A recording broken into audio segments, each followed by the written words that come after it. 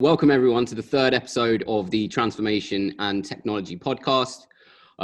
Today being hosted by me, Joe Shantanis. I'm the Solutions Director here at Socium. And today we're thrilled to be joined by Andrea Frino.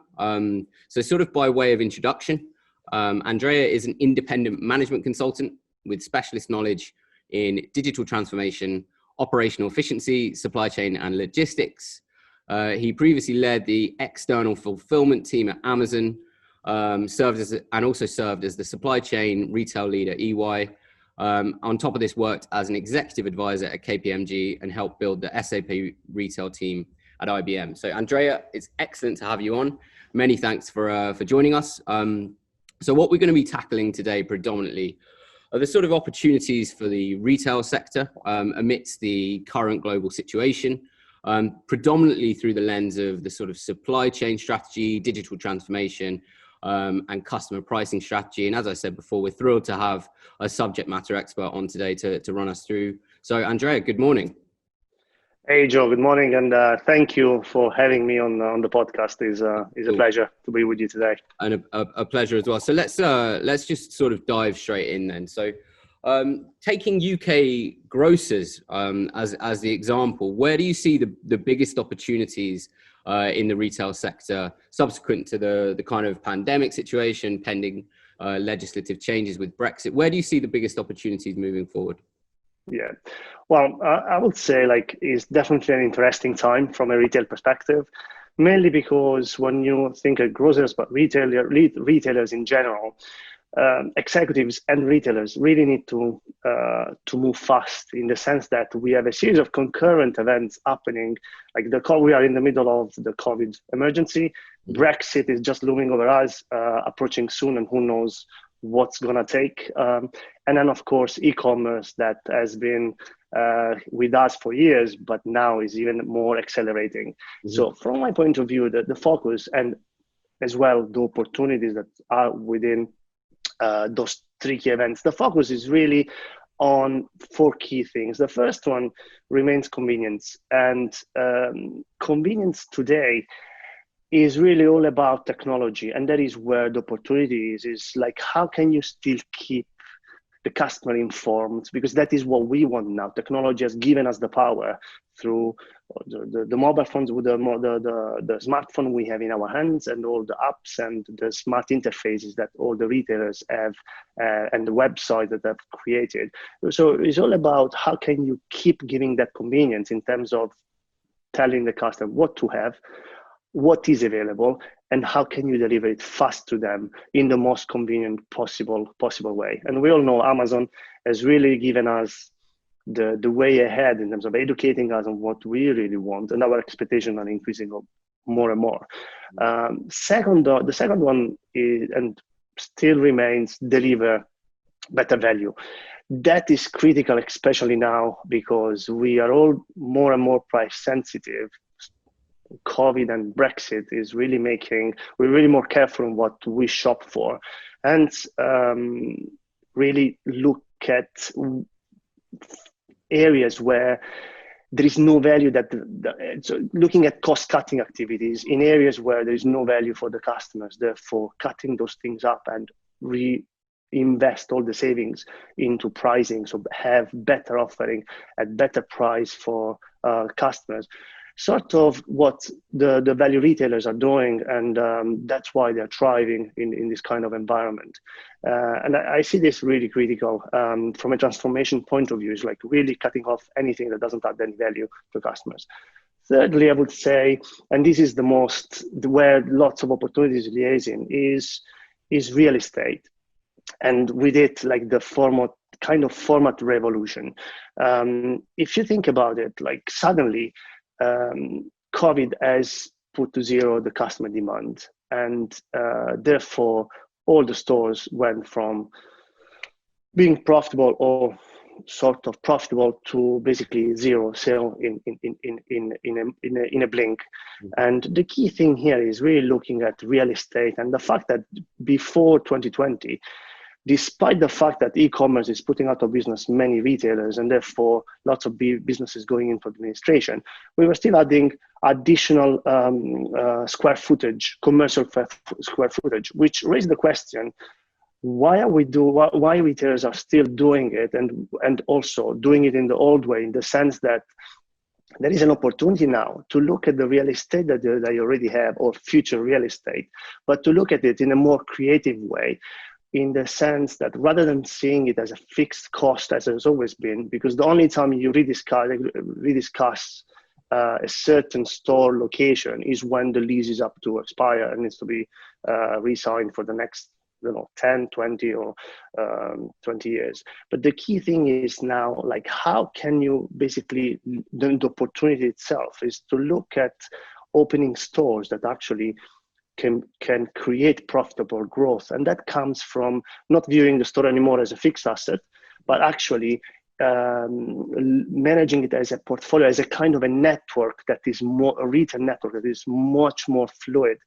And in this, I see technology playing a big role, in the sense that they can actually use data analytics, visualization tool to basically look at use those tools to understand where and how and what kind of stores might be needed, and then be more creative also with the landlords in terms of, from a commercial point of view, with regards to the fact that what's relevant today from a demand perspective might not be relevant by the time the lease expire of a certain real estate, because customer demand change continuously and now is accelerating.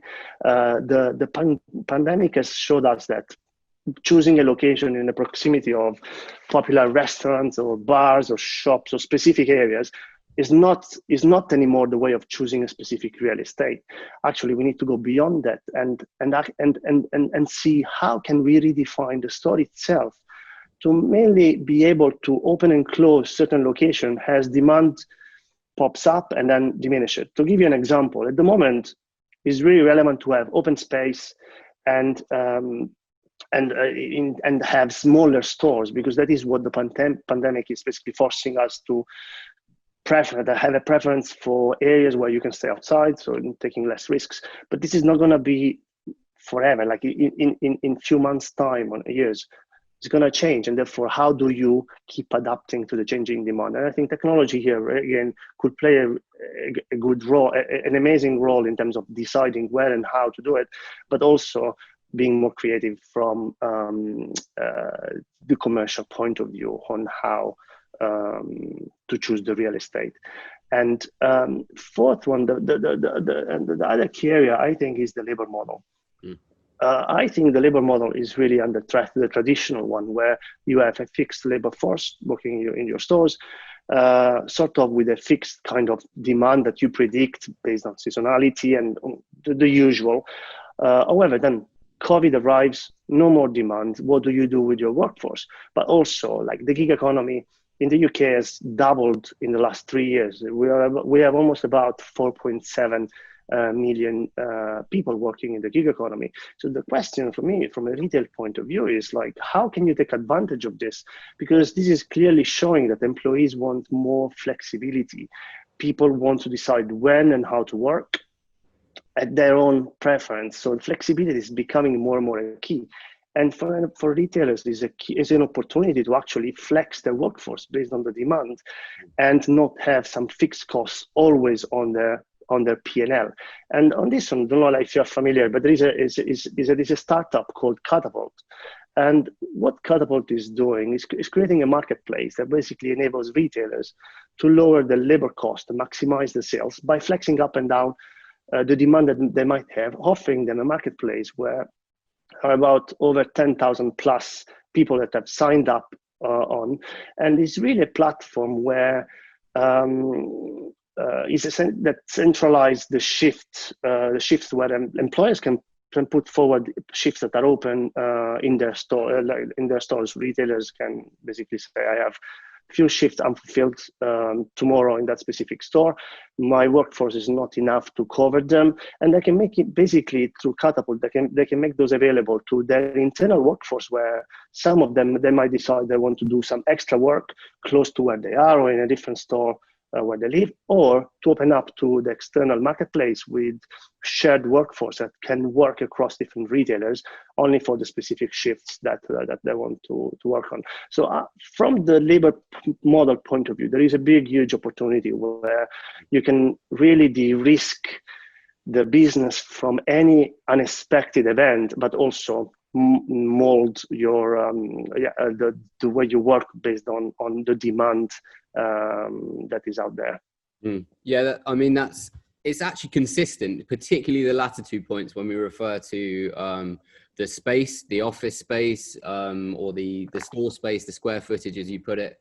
And then you align that to the final point you mentioned in relation to the labor force, the workforce. For me, one of the underlying topics associated with that is the gig economy, it's flexibility, it's resilience of the operating model. And it's definitely a trend that we're seeing not only in retail, where you're seeing it specifically, but across the market in both the B2B world and the B2C world. There's an increasing demand for flexibility, very much, both when we procure goods and services as a consumer, but also when we're devising strategies in order to tackle our operating model, both in the retail space and more broadly across the B2B space. Yeah, I fully agree with you, John. So to answer your question, your original question, those are the key really 4 areas where I see there's a big opportunity for transformation. And also the next 12 to 18 months are the most critical, is the time where the retailers can really take advantage of the fact that customer demand now is not where it used to be, and really make the changes that are needed in order to trial afterwards, because customer demand will go back to where it was. The question is, who is going to make the change on time so that then you can try forward and lead the change that we are all witnessing within the business model themselves. And I think the store concepts are going to change drastically as well from the way we experience them and we have been using them. So running through those 4 topics then, starting with e-commerce. Obviously, as a consumer of goods and services myself, I can't really stress the extent to which I don't really buy anything in store these days. I'm pretty sure that's somewhat consistent amongst my generation, millennials, but pretty consistent across the marketplace itself. So that must have been a major disruption, certainly over the past few years, but it's really been accelerated by, pending changes with Brexit and obviously coronavirus as well. Yes, but plus we're referring to grocery shopping, but that's definitely UK is one of the countries where is ahead of the curve around the world in terms of adoption on starting not just to do shopping on non-grocery as we all do, but actually use actually do online shopping for grocery itself. For the grocers, I think, however, e-commerce definitely is a big component, and online shopping is growing drastically. But for me, there are some other areas where the big grocers they really need to focus on as well.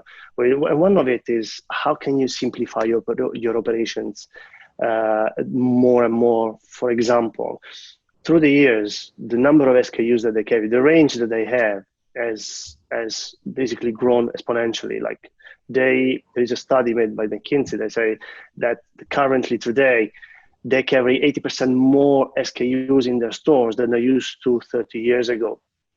And that definitely adds complexity. What we have seen with the COVID experience that we all had to unfortunately go through is that there's been shortage on the shelves. So we had empty shelves, panic buying on specific essentials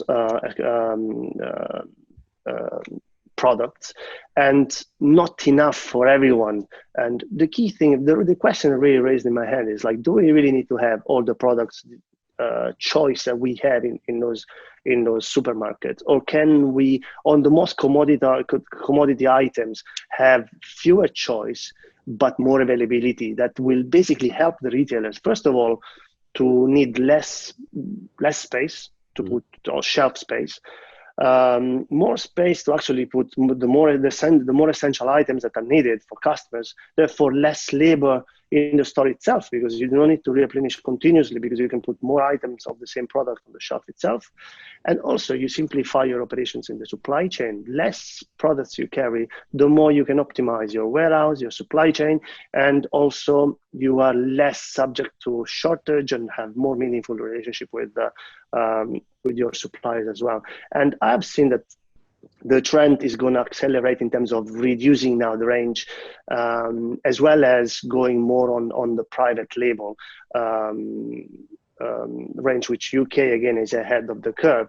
And in here, lot of new technology and AI is helping. Leveraging those technology can help retailers on understanding better the tastes and the recipes on where consumers prefer to have certain products. And actually, we don't make any distinction between the branded and the non-branded. The more they simplify our life, the better it is. And actually, even from an e-commerce point of view, I don't know your experience, but the customer interface when you need to browse to look for a product, some retailers have made it right, but really few of them. I don't want to mention the names, but some others is really tiring to go through the full list of products that they have to choose what you want. Having less SKUs will also help in terms of the browsing, which is the key kind of barrier to shopping for grocery online, because when you go in store, you see everything with your eyes. It's easy to pick up what you want, although too much choice confuses you as well, even physically. But online definitely makes it different to understand what you want. And when we spoke earlier about convenience, having less to browse for, it actually helps in terms of convenience, because it's going to be quicker. Then the experience will be better. How do you how do you rate the importance of digital marketing in that process, in the e-commerce process? So what I mean by that is, what's the extent to which grocers and retailers can target their consumers by virtue of their online behavior, and how is that impacting their e-commerce strategy? That's definitely goes back on the concept of what we were describing earlier, convenience, is being able to show them what is available based on the preferences that you know that they might be interested in. Because it's all about how can you quickly guess and know what I want, but also making it available so that I know that you have it. And therefore accelerating the way I am actually doing the shopping. And I think those, the digital marketing, but also all the analytics that goes at the back of it on really being able to prompt the right products to the customers while shopping online is fundamentally important. And Amazon obviously would certainly be considered obviously a market leader, but also a pioneer of that from a conceptual perspective. How would you say, to what extent, with GDPR on the horizon, not on the horizon, actually effectively underway right now, how would you kind of view the limitations, I suppose, of strategic focused consumer marketing to a very, very detailed level on customers, and what are the potential restrictions in the way of retailers from that regard? Now, on this one, it's a really tricky question to answer. I'm not an expert in terms of GDPR or what the privacy overall online, but from my experience, the GDPR somehow is protecting us, but I'm not sure to which extent, in the sense that you are asked several times if you can give authorization or not for certain things. Most of the times you don't really need even read the terms and conditions of what it is. So somehow you're always giving out the authorization to actually use any information that might be relevant from you browsing online. But from the other end, I think the world is moving on digital online, and to be honest, I don't see any harm on using all of those technologies, because at the end, from our side, we look for convenience. So no difference from what you had seen before from the old ways of shopping in the physical store and than what you have online. But again, there is always a limit. It's very difficult to say where the limit should be. But there is nothing that really is in our control in any case. So the key question is like, how can you get the most out of the technology that is available from the customer perspective without taking any risk that goes too much on invading your own privacy. Just to give you another example, there are Amazon. There are some tools that they can actually predict demand, meaning they can already start preparing the shipments even before the order is placed, because they know that certain orders are going to come at a certain time, and therefore it's just about not the question of going and pick the item. It's already picked and packed. It's just about putting the label to where it needs to go. And to push it even further, it might even go with dummy labels up to the delivery station, because they can already start seeing that that specific item might be required in that specific postcode. So it's already on the way, and therefore diminishing the lead time from when you order to when you receive it, because the order had already been fulfilled even before you decided you wanted to buy a certain item. Yeah, I mean, certainly from your perspective as well, I see again, from a consumer's perspective coming into this, I think many of my generation and many people who are sort of, I suppose, for want of a better expression, digital natives, have become accustomed to very targeted marketing. And there's an expectation of targeted marketing. If I'm being hit with adverts, whether it be on my Instagram or somewhere on Google or whatever, that aren't relevant, I find myself in a position where I suppose to an extent, I've lost a degree of respect for the brand who's marketing to me, because the marketing just isn't right. So I think we've come to expect it. And I think people like having targeted adverts, therefore rendering their shopping experience significantly more, as you said, convenient. Exactly. But what I was referring to was when you were already I was mentioning on the step ahead of when I am already on the website of a specific retailer, is being able to be like the retailer, if using the right technology, already prompting, already guessing what you might want, or showing you what is available because it's aligned more to your reference, so that it increases the convenience. On the other side, yes, the other digital marketing that you see in your social media and everything is really annoying most of the times. Now you almost close an eye, because you already know that once you go and visit a specific website, they follow you for the next week, wherever you go, which I find it really annoying. But then in some cases, if they actually are pitch right on what you want, is helping you to find to save time. Really, on this one, everybody can apply his own judgment. But again, this is where we're moving to. There is no point of resisting anything that is basically go with it and embrace and then exactly embrace the technology that comes. And to this point, wanted to mention one thing on, like, we spoke about grocers. Now, if we look at the non-essential, so the anything else like clothing, retailers or fashion, there is really another interesting area where, if you look at the concept of brands today, is shifting and changing completely. I don't know, like the news in the past few weeks about Gymshark. That we've been bombarded, and what an amazing story, and what a positive news as well, in terms of being able to build a brand in less than 7 years and become a 1 billion business. And the fascinating thing of Gymshark is that their business model is completely different from many or the traditional brands we're used to. Like, they compete in the fitness industry. Like, if you look at Nike or Adidas, that is where they aim to. Gymshark, listening to the founders, before big brands, the big brands that we have now, like they were busy. Their strategy was, let's put as many products as we can on the market. Let's choose as many channels as we can, selling through all the possible third parties, our own stores, and let's please as many people as we want. Now we see, like, actually with all those new brands and new retailers, on pure online retailers that are coming up, there's a bit of a drastic change where consumers now seems to be more purpose-led, more community-led, and also changing continuously in terms of what, as a consumer, what you are expecting out of a brand.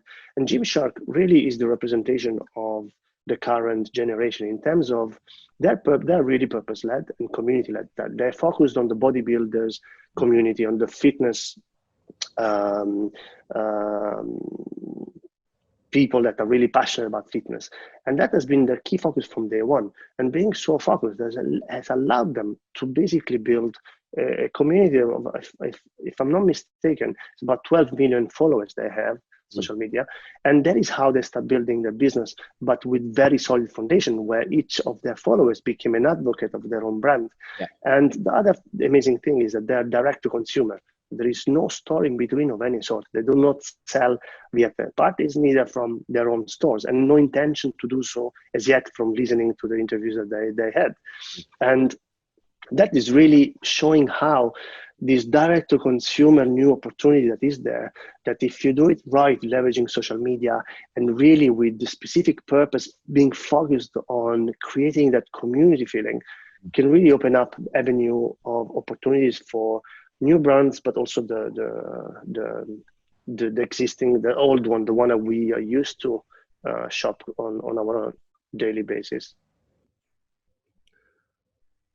Okay, so Andrea, obviously another major sort of challenge, I suppose, that we have on the horizon is from a kind of macro perspective, and this isn't just exclusive to here in the UK.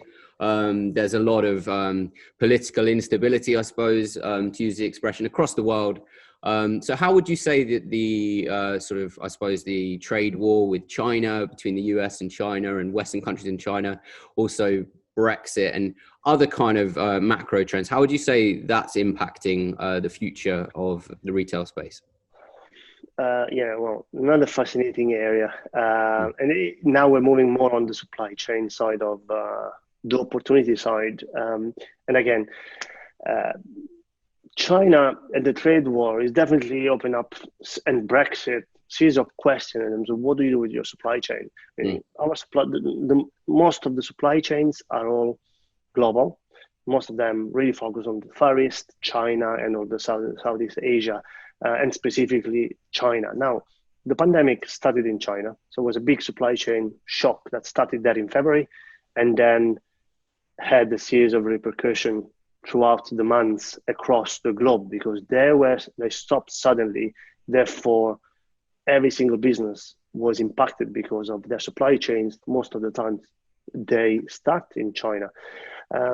I would probably say definitely is important with Brexit as well, specifically from the UK. It's important now to really look at the supply chain to identify where the vulnerabilities are, because there are unexpected events as the pandemic that really expose the business 100% to big risks of to basically disrupt the entire operations. However, saying that, in some areas, so some retailers might say we need to diversify, have different suppliers in different parts of the world, and or maybe a strategy of China plus one, so you always have an alternative. It's easy to do in certain areas like clothing or the dry goods overall. However, not so easy in other, like if you think about electronics or advanced electronic component. China is number one in the world, meaning it took them 20 years to get to where they got to. Like thinking of switching to another supplier elsewhere in the world, first of all, won't be easy because they haven't got the capabilities. And even if you want to take the suppliers with you elsewhere, then you need to look at the infrastructure, meaning do they have efficient ports? China has built very efficient chop ports all over the world. And therefore they have a prime position from a supply chain point of view that is really difficult to replace. But at the same time is really how can you look at minimize your own risks. For me, one of the key things is really looking at also some more local supply chains, just for being able first to be quicker to respond to sudden changing customer demands, but also specific opportunities that might come. Like if you only have China or the Southeast as your own base of suppliers, then you always need to consider the lead time in between from your concept and then selling it directly to your consumer. So it's a really fine, there is a very fine line there on what to do from a supply chain point of view. The key thing is really, again, leveraging technology to have as much visibility as you can, but also increase flexibility re-looking at all the supplier base and see what to do to localize part of the supply chain. Of course, being careful not to add too much cost onto the to your products, because otherwise you will basically fire back from the better value from the customers themselves. But definitely there is value in looking into diversifying from having more localized supply chain in parallel to the current one. And with economic travails on the horizon for many countries around the world, including here in the UK, where price is going to be one of the most important buying factors for consumers, how does the changing nature of the supply chain impact the customer strategy, or the pricing strategy for retail businesses? I think there will definitely, the focus will always be like, how can you manufacture or source whatever you need at the best possible, cheapest price, in order to keep your cost low and therefore to always meet customer expectations on what they need. Now, saying that, there are some items where innovation drives in and opens avenues of pricing at the level that you want to be pricing your own products. But overall, the focus is always on being as efficient as you can, because you want to keep your costs low. With the trade war, as you mentioned before, and Brexit, is also important to have a close eye on your supplier base and being able either to make instant immediate switch from one supplier to another one, or actually have a bit more diversification in the supply chain itself. And from a sort of geographic standpoint, where do you see the big opportunity for the UK in terms of supply within kind of grocery products? I would probably say there is a lot from a grocery point of view. I think the UK itself, as like leveraging the amazing suppliers and the companies that are in the UK to get the best of Britain out on the shelves, especially from a fresh produce point of view, so that you can kind of diversify, but also help the economy locally. Like focus more on the community. Like Whole Foods is a great example. Like they really help also the local suppliers, which they don't have the scale to work with the big grocers, but they do have the quality and that niche products that deserves to actually be on the shelves as well. So open up those opportunities and being able not to just streamline to the big suppliers but actually to the small farms and the more community-based suppliers. Otherwise, for the non-fresh, again, I think Southeast Asia remains an area where definitely will continue to be there from a supply point of view, but also then Turkey and maybe East Europe in some cases. But again, that really varies depending on the retailer by retailer. Difficult to say. Yeah, and I suppose to an extent it goes back to that purpose-led point you made earlier, that there does seem to be a big trend towards organizations that are doing good by their local community, doing good by the environment, and there's more propensity from the customer's perspective to buy from a business that is definitely doing right by the environment. So there's kind of two angles to that. Yeah, fully agree. Meaning definitely the purpose-led environmental focus will continue to be, and it is even more and more relevant. Honestly, I think the retail industry is actually an exciting time to be in, because there is so much opportunity.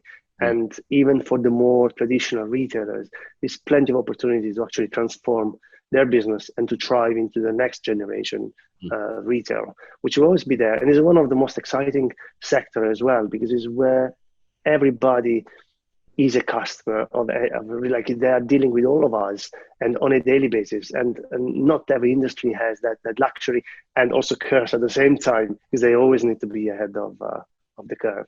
Yeah. Okay, fantastic. Andrea, I think we're out of time. Can I just say thank you so much for joining us today.